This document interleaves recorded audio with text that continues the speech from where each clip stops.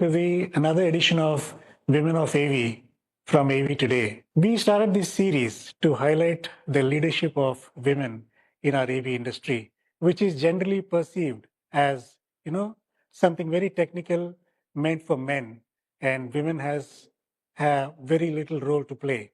But we have been meeting people who've been excellent in terms of leading the organizations for more than 1 or 2 decades. And one of them we have today who actually do not require any introduction because she is well known in the industry for leading a organization for more than 2 decades, which is Office 2000. I have none other than Prabha Lakshmi, the CEO of Office 2000 Solutions with us. Hi, Prabha. It's a pleasure to have you as a guest. It's as much here too. Yes. So happy to be with you. We want to start off asking you a simple question as to, are you in the AV industry by choice or by chance? Most certainly by choice. Okay. Before I joined AV, I was already 17 years with the IT industry. And that's when two very good friends of mine, Azhar and Prem, called me, invited me to join them and be a part of the startup that they had established 3-4 years before. IT to AV, I wasn't too sure how difficult that jump would be.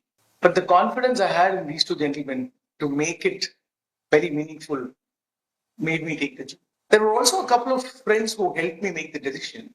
So they were my sounding board. They made sure that I had the conviction to take the plunge before I really made the decision. I wouldn't say it was an obstacle, but it was most certainly a challenge deciding at that point in time when IT was ruling the roost and everything was hunky dory. I was enjoying what I was doing and part of a leadership team elsewhere before I took the plunge and joined a startup which was offering me maybe 1/40th of the salary that I was drawing elsewhere. So that So at the time you were with Microland I was with Microland. in a senior position. Yes. Right. So did you join Office 2000 as an AV organization or your husband's organization? I joined Office 2000 as an AV organization. Very Okay. clearly. I was one of those who was very clear that I wanted a career that made huge sense to me and in everything that I wanted to do in life. Okay. Therefore, nothing would have convinced me to join if it had not been that that I was still looking forward to build the kind of career and to be able to do everything that I wanted to do as a career woman in life. If that conviction had not come across, I would never have joined, even if it was others' company. Oh, that's very interesting. So, how did your journey start? So, what did you find interesting in this industry? Because generally people think that it's very technical. It's something to do with cable installation and all that stuff, and it's not meant for women. So, how did you come along taking it, and how did you get into it? At that time when I joined, AV was completely different from IT.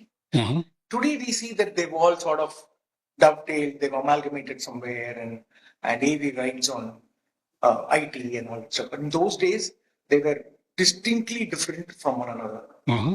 The technology was very different, and the kind of solutions that we took to the customers were very different from what an IT solution would ever look like. Which meant that I had to burn the midnight oil or read up whatever was available or learn from people who've already been there and done that to understand before I pitched my case to any client. That was a very difficult proposition because I'm very used to being there, doing that, talking to people, and which meant that I had to start from ground zero and learn it up. So I guess almost for 6 months, I did not dare to take any client calls. Okay. And I just learned. I made sure that I learned from people who knew from the team that was already existent in Office 2000 and by also reading up. And only when I had this conviction that I understood what this technology could deliver to the client as a business case, did I ever venture out to talk to people. And it was around the same time that Office 2000 also took the plunge or sort of metamorphized from being a product company to a project company. It was around the same time that this happened. So it all sort of worked very well. So when I was just entering, the shift was also happening, and it made all the difference to me. Excellent. So I wanted to understand when you got into it, how was the response from the client side when you went for discussions, project discussions, or bidding? Did they expect it to be strange to see a woman coming in presenting a solution or a project or a bidding process? Was there any difference? That's actually a lovely question. I've always been in sales. So whether it was IT and thereafter, even when I joined Office 2000, I was clearly taking on the role of business acquisition, and therefore the sales team was dovetailing into me. Before I could even say this, I want to say leave India. Even outside of India, there have been instances when I've noticed that clients, people could not actually take technology from a woman. They looked at us more as people who could actually sell hotel space, or we could sell events, or we could do something which is more related to marketing or something which is nothing to do with technology. But in India, I already had my set of clients who had trusted me and worked with me in information technology, and they knew I clearly understood what I was bringing to them and committed right and delivered whatever I had committed. So, therefore, that challenge of being able to go ahead and address a client who was looking at a woman talking technology did not exist for me in India. So that means you had the advantage of existing relationships where you could take this. Absolutely. What about new clients? Even with new clients, as far as India went, I did not face that challenge at all. Okay. They never looked at me as someone who is from the fairer sex and probably may not deliver deliver her pitch or her case or her solution as good as what a man could do. Okay. To answer this question, I think AV is yet another industry which is most certainly not stereotyped. This is not the typical engineering services kind of industry that we're looking at. Here, you don't have to be an electrical or an electronics engineer to be able to deliver whatever role you have to deliver. You can actually be qualified in anything. You can be a mechanical guy, you could be a fine arts person, you could actually be somebody who's gone ahead and done architecture, you could be somebody who's done, leave sound engineering now is more appropriate. Here, it is this is really, really far away from a typical stereotype engineering job. And that's what makes it so exciting, so very challenging, and something new that is coming up every day. Something new to learn every given day. It's more creative. Absolutely. And therefore, if you even look at our team, you will find that you have someone who's actually done fine arts being a part of our marketing team. Somebody who's actually gone ahead and done computer science, being a document writer, making sure that we deliver extremely beautiful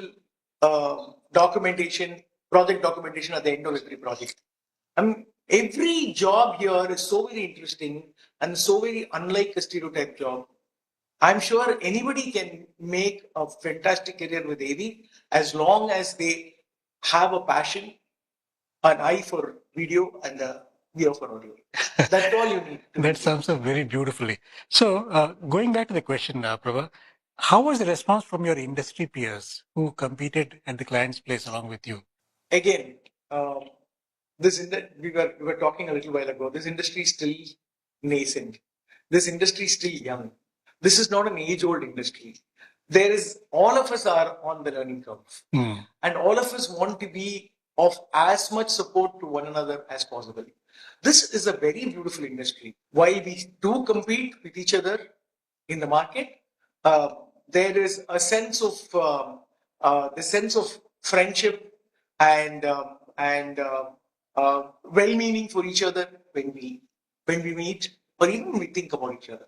Yeah. And you'll be very surprised. Girish, my colleague, he had just about every single AV guy for his daughter's wedding. Everybody was surprised saying, "Oh my God, just about all the so-called competition of yours is here." True. How does it matter? Relationships. You redefine competition. Correct. Relationship is what Correct. I remember during your Silver Jubilee event, one of the industry guys came and said in the initial stages, when you were at the client's place, he said, she's a woman, I am going to win the project. I'm not, scared of somebody like Prabha. Then after you started talking, then he understood, no, she knows this subject and she's the right person.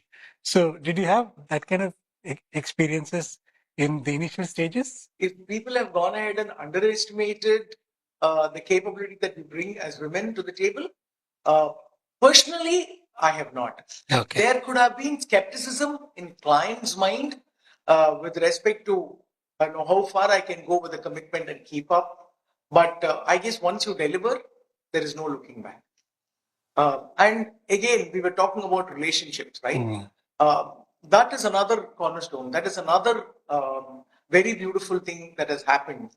For me, 17 years of IT, most of them in India, has actually helped me carry a set of clients who even work with me today after 21 years with Office 2000 as well. They still work with me for all their AV related requirements. We still continue to be good friends when we are not working. So I think relationship is another very critical thing for you to succeed. Maintaining a relationship that transcends beyond just work. So therefore, what becomes critical here?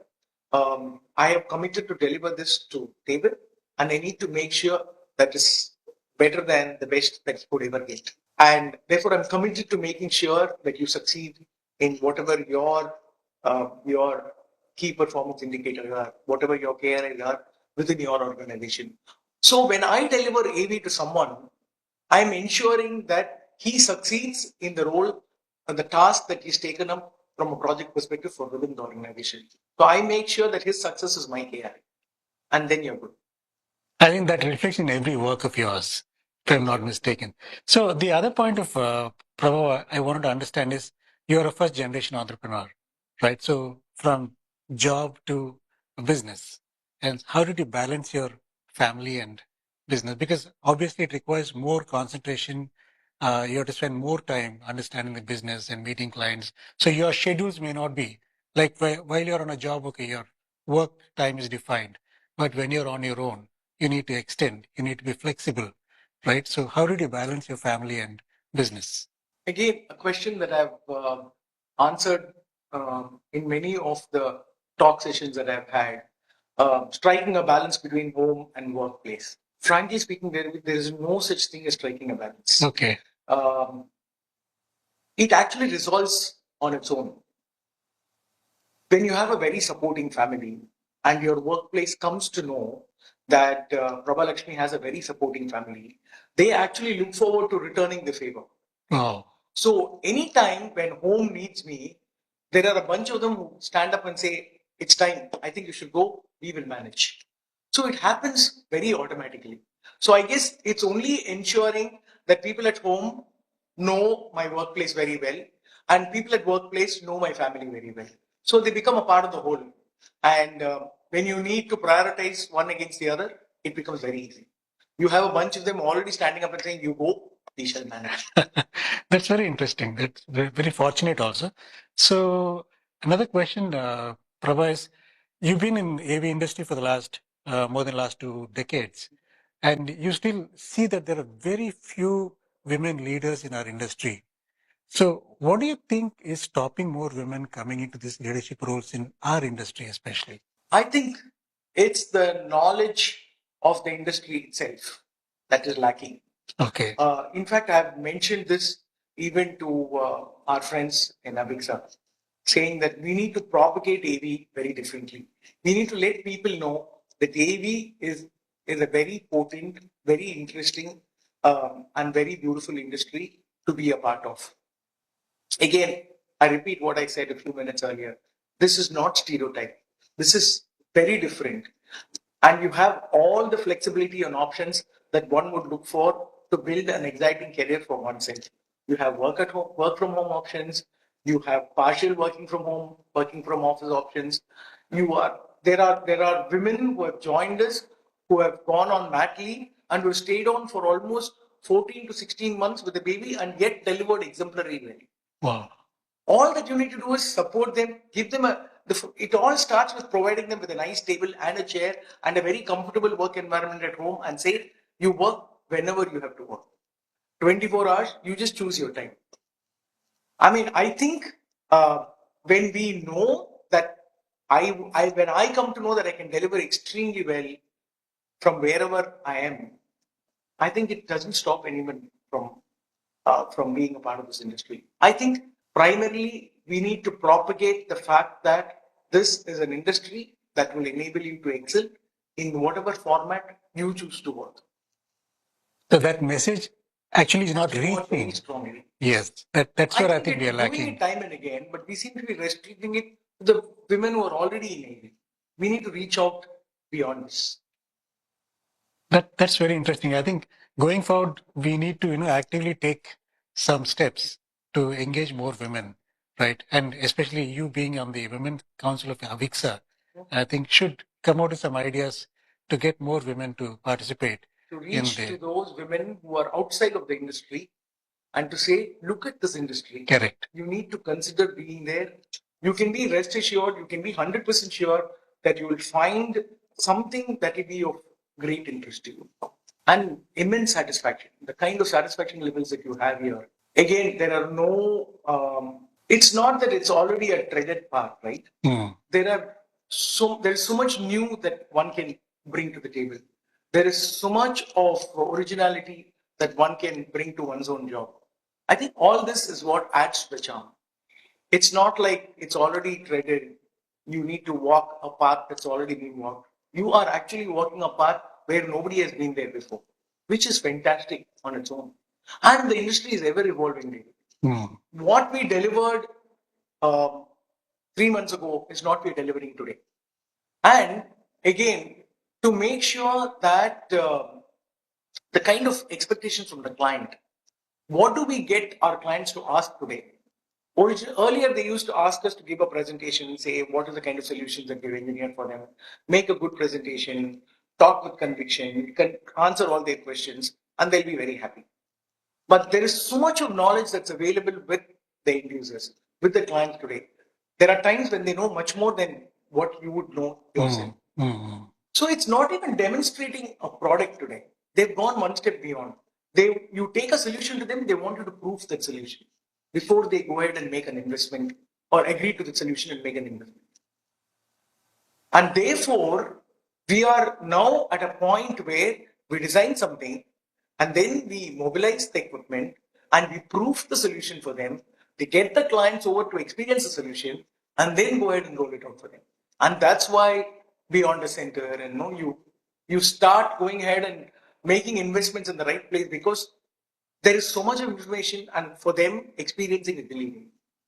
There is no more product demonstrations. It's only solution proofing.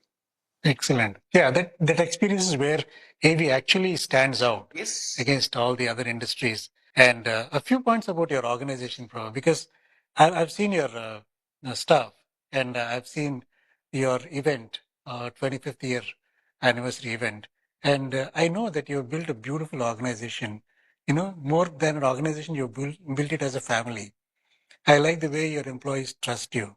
They take you as a leader. So I want to understand how did you manage to build it? What's the secret of Office 2000? I think it goes both ways, David. Actually, yeah, today when I were to look back, we find that there are so many of them who've been with us 15 years and above. And it's a matter of pride. It's so much a family today. I mean, when there are people who walk up to you and they tell you that we've got an offer from this multinational company, let me correct it. I was told by one of my clients that I have a confession to make. A few years ago, I offered this from a multinational bank. A few years ago, I offered this job to one of your boys and he refused. He said, I'm very happy to be with Office 2000 and you do not intend making a shift. And when I asked this gentleman, who's a part of our leadership team today, as to why he did it, why he refused a job which was as lucrative as what came to him from a multinational BFSI, He said, I simply didn't feel like leaving. I wanted to be a part of this organization, which has made me what I am today. I don't know what we have done to deserve it, but I know that we have been very unbiased and very truthful in our approach to ensure that every working moment of theirs with us is suitably rewarded. Beautiful.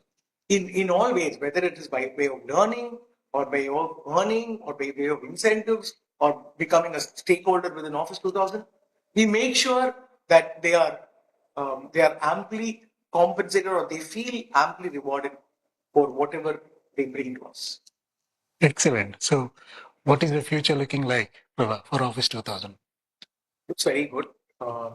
Post COVID, the industry is looking so rosy and beautiful. AV is something which has become uh, inevitable, a very integral part of any organization.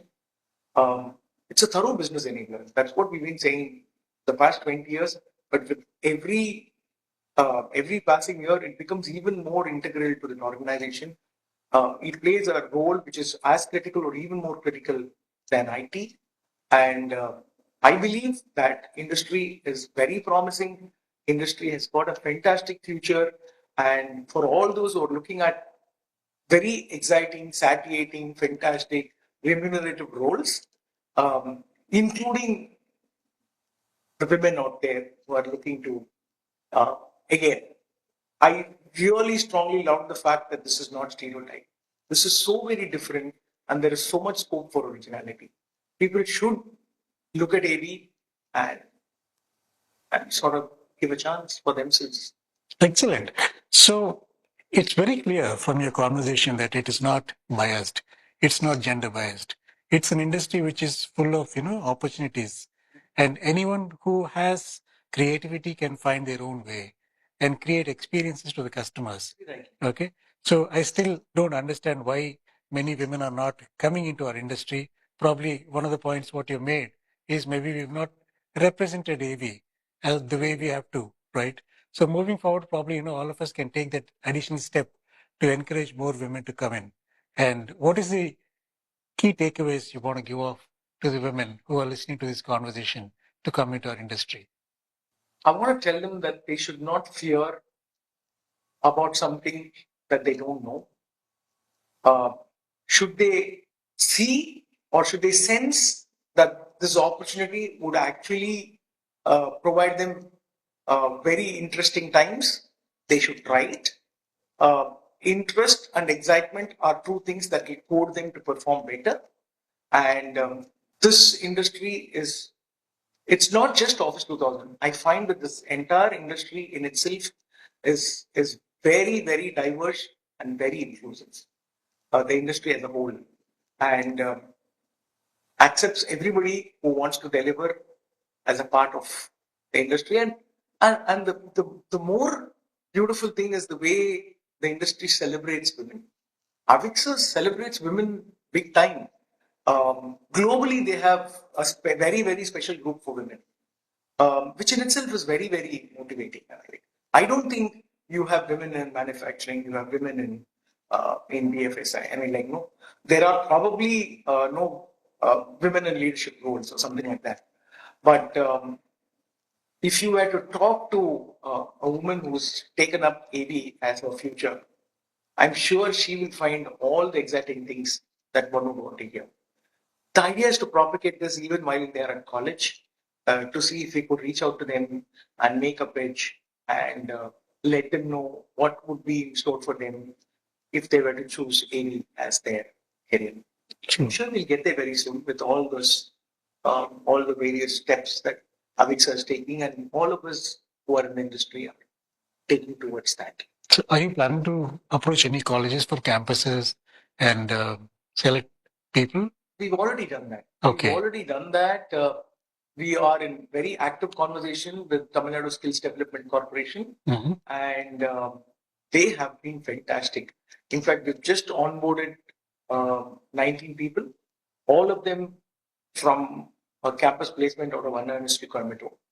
So it is looking to be very promising. It is to be very interesting. And every single kid who came on board said, AV, nah, I have never heard about an industry like this. So for them, AV meant televisions at home. Yes. That's all it meant. And this was completely an eye-opener. So when they walked into our office. So I think it's the knowledge about the industry, it's propagating the industry in its true form is what is required. Yeah, I think as long as that is done, it doesn't matter man or a woman. Okay, so it's a home for everyone who wants to stay happily. Absolutely. Right. Thank you so much, Prabha, for your inputs. And it was such a learning to understand, how our industry is shaping up and what kind of opportunities we are presenting to the outside world.